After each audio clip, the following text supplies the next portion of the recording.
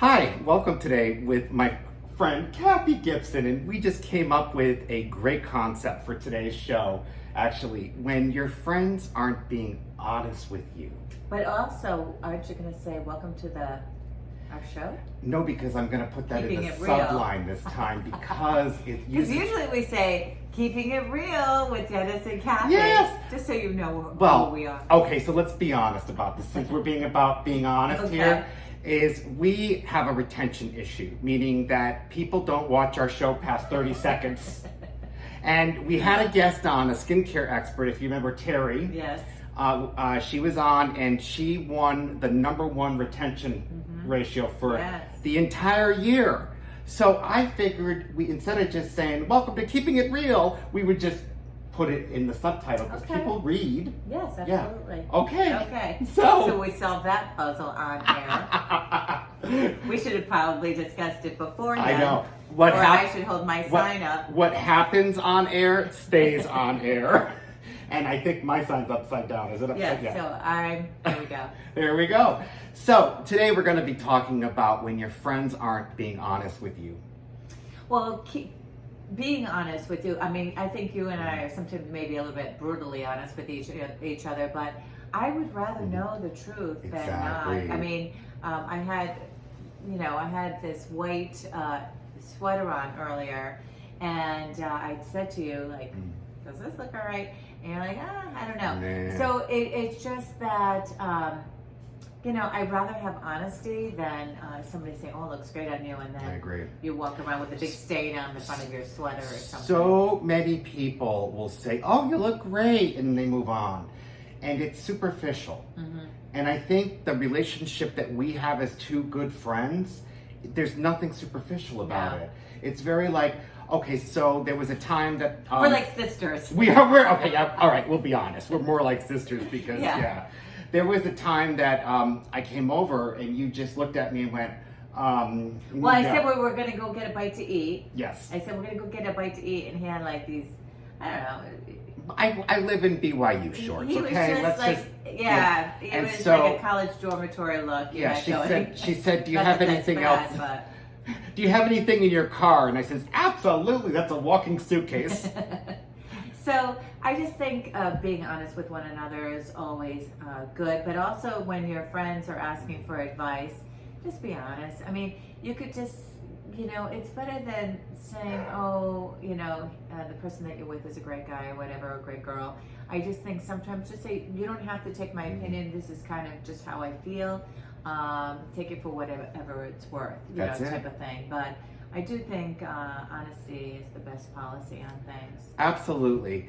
And I believe that it gives us more trust in the future when there's something that I may say that you may question or think that may not be a good idea. However, if Dennis is putting value on it and I trust him, I may think about doing this.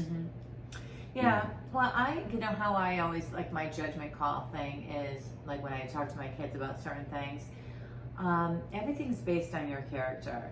And a lot of times people believe that whatever you do for a living is, well, if you're a doctor or a lawyer, you gotta be great people, or whatever, or you're judged for what your position is as your title. But to me, that does not mean a single thing to me. To me is your character. Yeah. If you're a good person, that's all I care about. I don't care if you're a doctor, a lawyer, movie star, or whatever you are.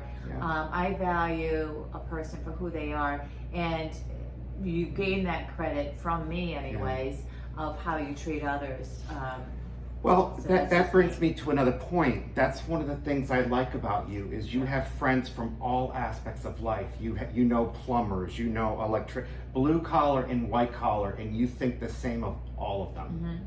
Yeah, I don't look at it that way because, I never even look at like blue collar or white collar because my family, we've always been blue collar workers.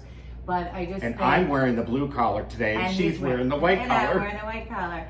But I just think usually those are the nicest people because they're not self-absorbed. And I just think, in today's world, we really need to stop. I mean, it's not going to stop. but it's a very me-oriented world. Me, selfie. And granted, we're always on TV, but that's a different thing. That's kind of like our job, our thing to do. But I personally think, we have to stay away from a little bit of that, shut off our phones, and just when you're having a conversation, even at dinner time or now or whatever, shut your phone off and have a conversation and find out what that person's really feeling and thinking. Do you remember when I told you I need to call, or you said call your doctor? Yes. Yes.